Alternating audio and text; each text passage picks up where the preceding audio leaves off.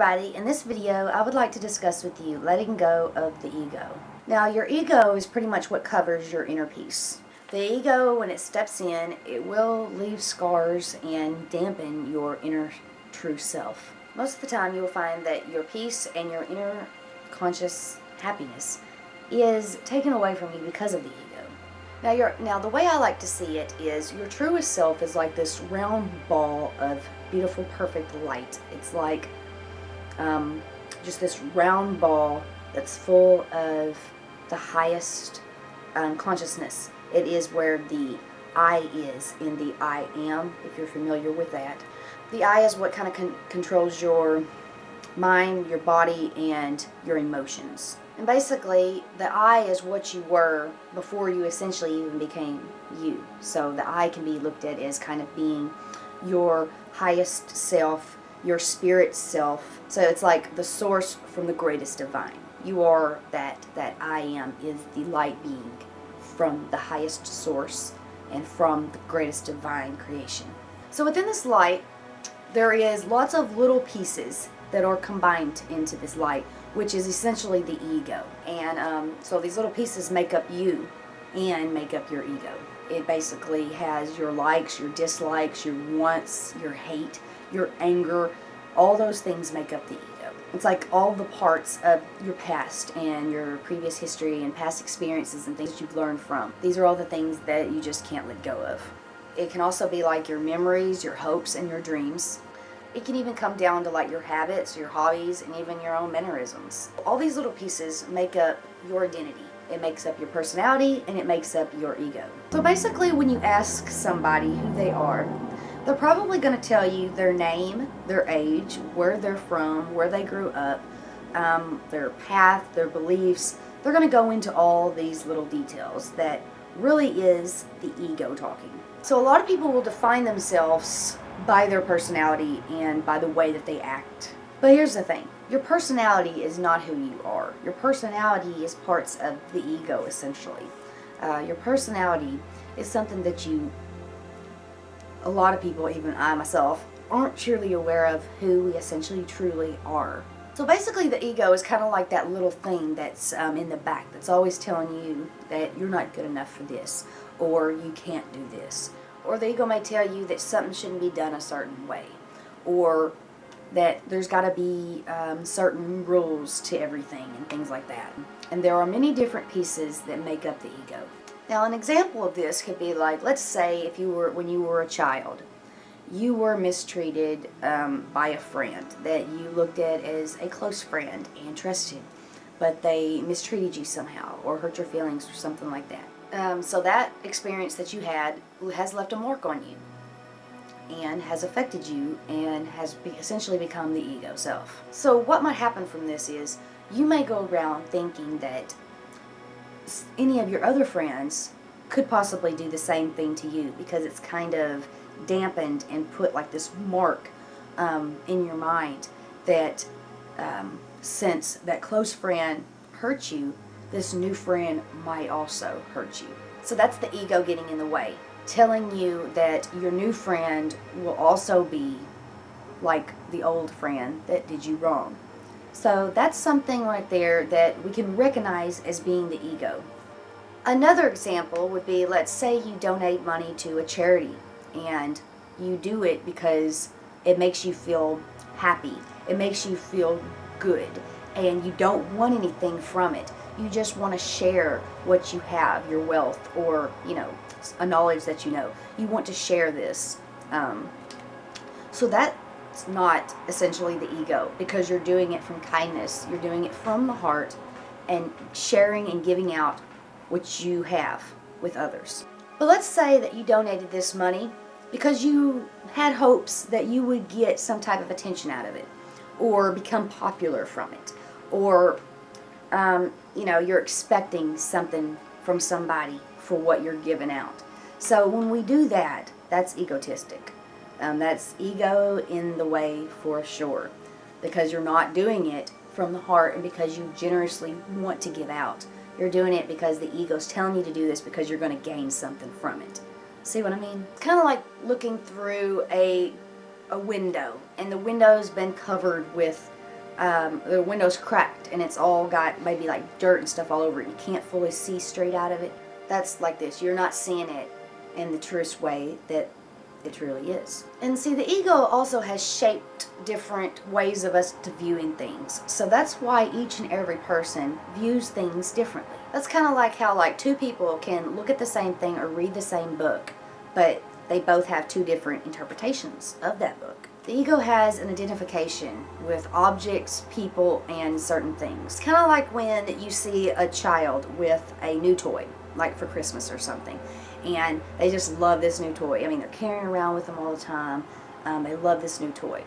But after a few days goes by, that new toy gets old, and they get a new toy. And the old toy, the older toy that they had, just doesn't seem as special to them anymore, because they've got a new toy, and this new toy is the highlight of the attention now.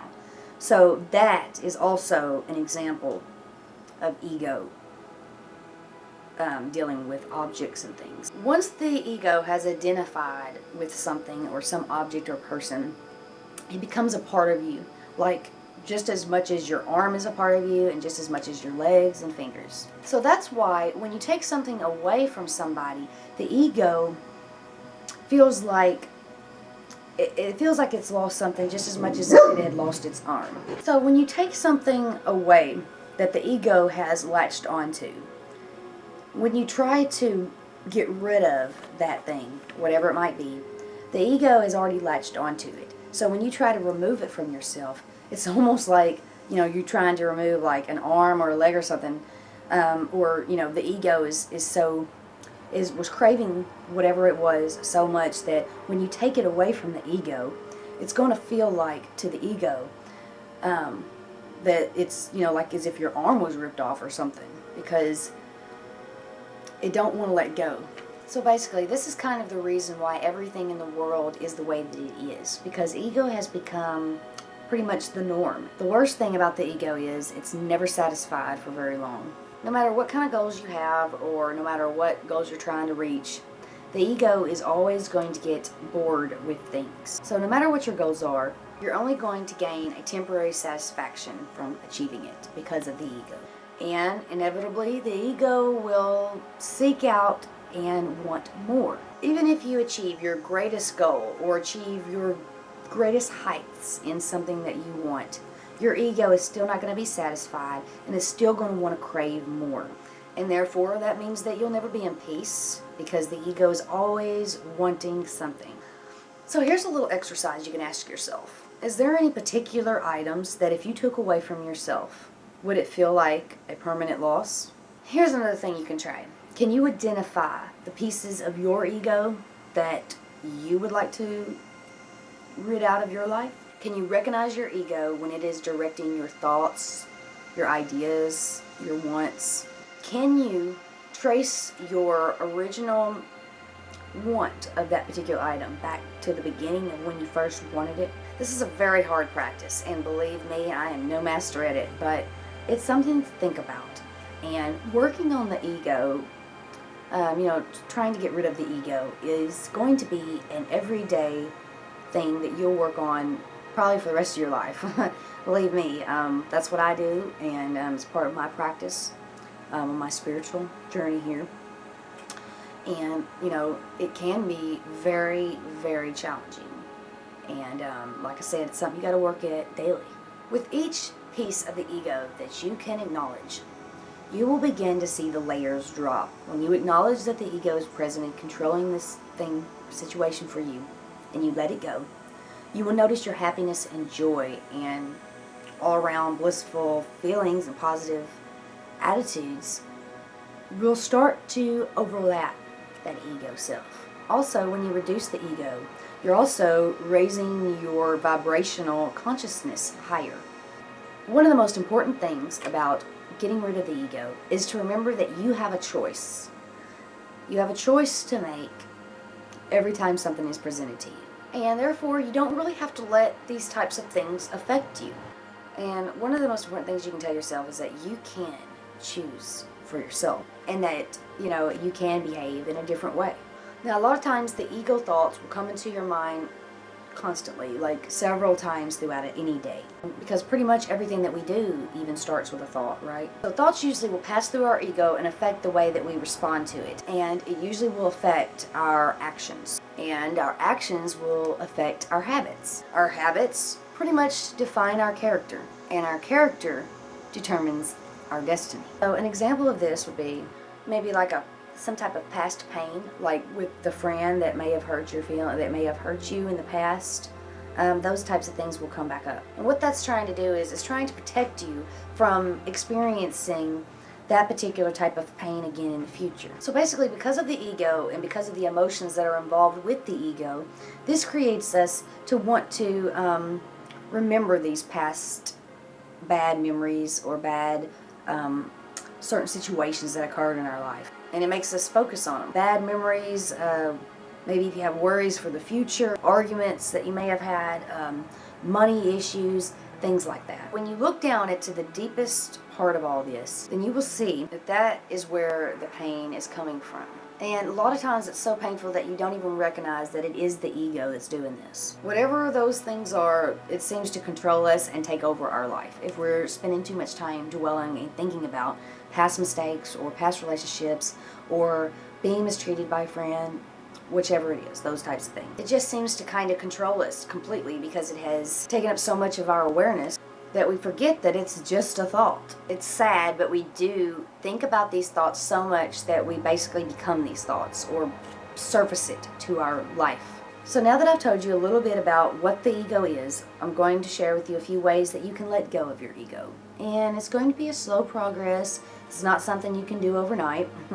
It's going to be a life working exercise. It's something you'll probably want to work on daily. If this is something you're interested in, then this will be something that you'll want to practice every day. You can do it during meditations. You can set aside your own time. You can get a journal and write about it.